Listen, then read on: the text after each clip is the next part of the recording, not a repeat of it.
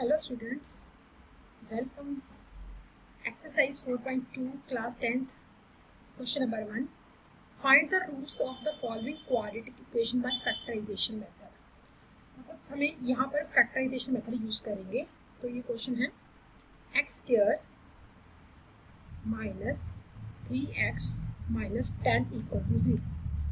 इसका हम फैक्टराइजेशन कैसे करेंगे? क्वाड्रेटिक को हम दो लीनियर फॉर्म में कन्वर्ट करेंगे. अब यहाँ पे एक छोटा सा हम ट्री की फॉर्म में बनाएंगे. ऐसे यहाँ पे 1 है तो यहाँ पे भी 1 लिखेंगे.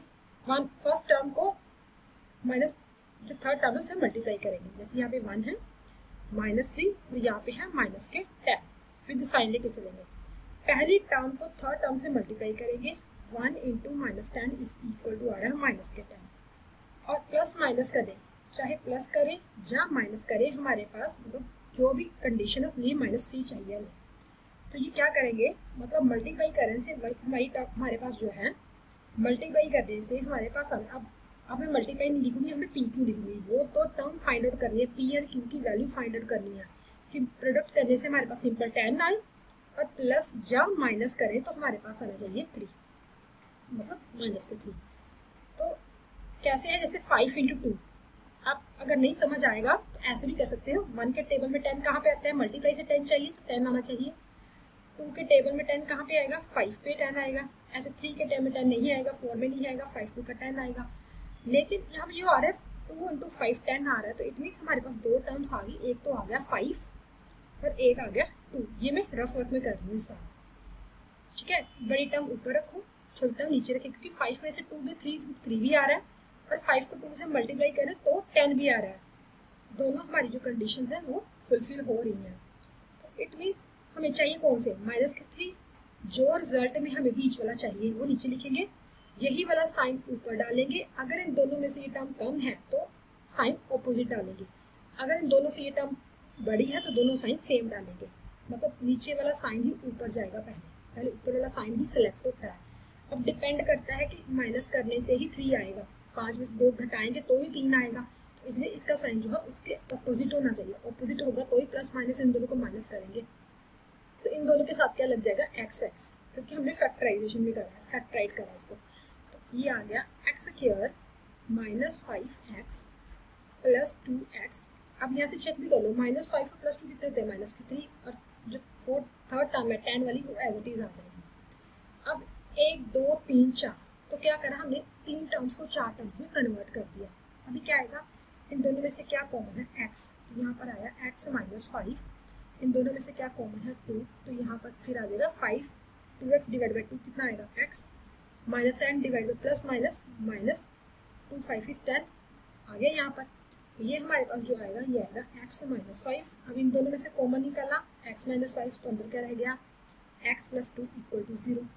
स्टूडेंट्स हमें पता है कि इन दोनों की प्रोडक्ट करने से यहाँ पे 0 आ रहा है. इट मीन्स जहाँ तो फर्स्ट वाला 0 होगा, आइदर x -5 = 0, x की वैल्यू आ गई 5.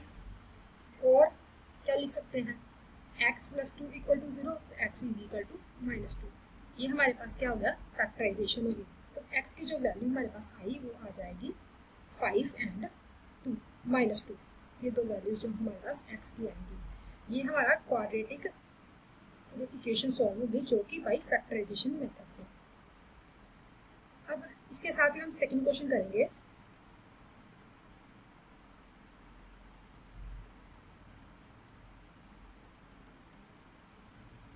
x स्क्वायर, सेकंड क्वेश्चन है 2x square plus x -6 plus x -6.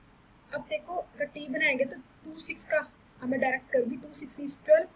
Multiply करने से हमारे पास 12 होना चाहिए, प्लस या माइनस करने से हमारे पास 1 आना चाहिए. इसके आगे है 1. तो हमें पता है 4 3 इज 12 होता है. 4 3 इज 12. 4 को 3 से गुना करें तो 12 भी आ रहा है. लेकिन 4 में से 3 घटाएंगे तो 1 भी आ रहा है. लेकिन चाहिए किसके? प्लस के 1.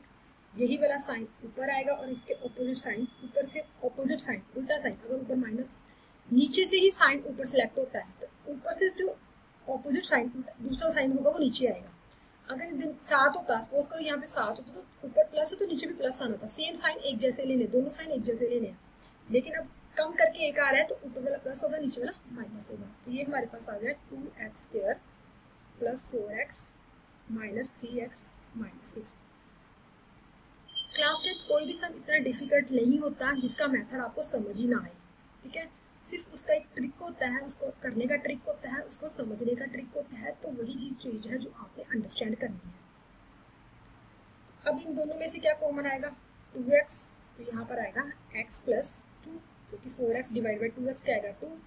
ये वाला साइन एज इट इज ही आ जाता है, जो जहाँ पे साइन होगा वही आएगा। 3x माइनस 6 में से क्या कॉमन है? 3। अब 3x को 3 से डिवाइड करा तो x माइनस माइनस लास्ट वाले को ऐसे करना है, माइनस माइनस यहाँ पे आएगा प्लस, 3 2 का 6। अगर आपकी ये दो टर्म मैच कर रही है, जैसे कि आपकी प्रीवियस क्वेश्चन में मैच कर रही थी, ये दोनों मैच कर रही थी x minus 5 x minus 5, it means आपका क्वेश्चन सही है। और अगर नहीं मैच करी तो इट मीन्स हम जो है गलत है। अभी इन दोनों में से क्या कॉमन है? x प्लस 2 कॉमन निकाल लिया, तो यहाँ पर आ गया 2x माइनस 3। ये साथ में क्या था? इक्वल टू 0, क्योंकि ये क्वाड्रेटिक इक्वेशन है, पॉलिनोमियल है, ये इक्वेशन लेके चल रहे हैं। अभी product of two number equal to 0 होता है, तो क्या होता है? या तो पहले वाला 0 होगा तो 0 आएगा। देखो ना, अगर मुझे किसी आंसर को 0 करना है तो it means p multiply 0 equal to 0 हो गया, या 0 मल्टीप्लाई q इक्वल टू 0। जहाँ तो पहले वाला 0 या दूसरे वाला 0, तो ही आंसर में क्या आता है? 0 आता है। तो इतना आपको करने की जरूरत नहीं है, आप सीधा ही करो। Either x plus 2 equal to 0, x की वैल्यू हमारे पास कितनी आ गई? -2, और 2x minus 3 equal to 0, 2x की वैल्यू आ गई 3, तो x की वैल्यू हमारे पास आ गई 3/2। ये हमारा जो है रिक्वायर्ड पॉलिनोमियल इक्वेशन आ गई, ठीक है। अभी नेक्स्ट करेंगे √2x²। अब रूट को देख के ये नहीं सोचना कि पता नहीं कितना डिफिकल्ट क्वेश्चन है।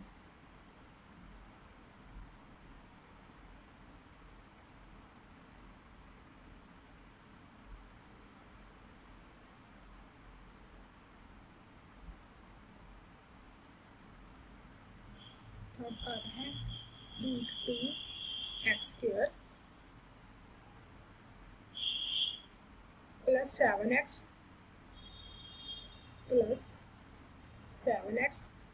Plus 5√2 equal to 0। 7x plus 5√2 is equal to 0। अब मेथड हम वैसे ही लेंगे, कुछ भी चेंज नहीं करेंगे। फर्स्ट टर्म को थर्ड टर्म से मल्टीप्लाई करो, √2 को मल्टीप्लाई किया 5√2 के साथ, तो ये हमारे पास क्या आएगा? 5 × 2 = 10 आ गया। इट मीन्स मल्टीप्लाई करने से 10 आना चाहिए, प्लस माइनस करने से, प्लस या माइनस करने से हमारे पास 7 आना चाहिए। तो हमें पता है 5 2 इज 10, 5 + 2 इज 7, तो इट मीन्स हमारे पास यहाँ पे प्लस 7 चाहिए। तो यहाँ पे भी प्लस का साइन, यहाँ पे भी प्लस का साइन। यहाँ पर अब प्रॉब्लम कहाँ पे आ रही है? प्रॉब्लम आ रही है रूट की, रूट वाली टर्म में। मतलब रूट कैसे आएगा? अब अगर यहाँ पे √2 आ रहा है तो 2 वाले को लिख सकते हैं, ये वाले 2 को लिख सकते हैं √2 × √2। अगर यहाँ पे √5 होता तो 5 वाले को लिखना था √5 × √5, क्योंकि √5 × √5 क्या होगा? 5 ही होगा। अब यहाँ पे √2 यूज करें तो 2 वाले को ही करेंगे, 2 इक्वल टू √2 × √2। इट मीन्स यहाँ पे हमारे पास आ गया √2x² plus 5x plus √2 × √2x। मतलब ये 2x को हमने ब्रेक कर दिया, √2 × √2x प्लस 5√2 इक्वल टू 0। अब इन दोनों में से क्या कॉमन है?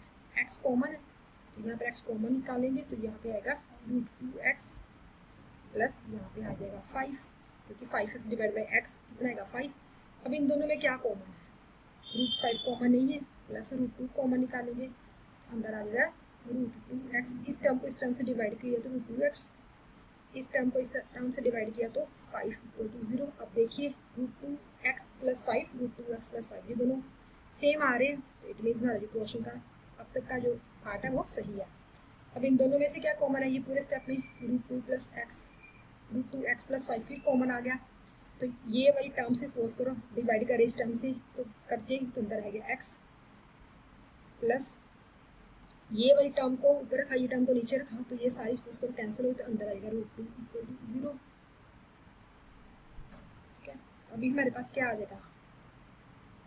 ये हमारे पास आएगा √2x plus 5 × x equal to 0, product of two number equal to 0, तो हम लिख सकते हैं यहाँ पर either √2x plus 5 equal to 0, √2x is क्योंकि वैल्यू हमने x की निकालनी है तो यहाँ पर x इज इक्वल टू -1/√2 5 आ जाएगा।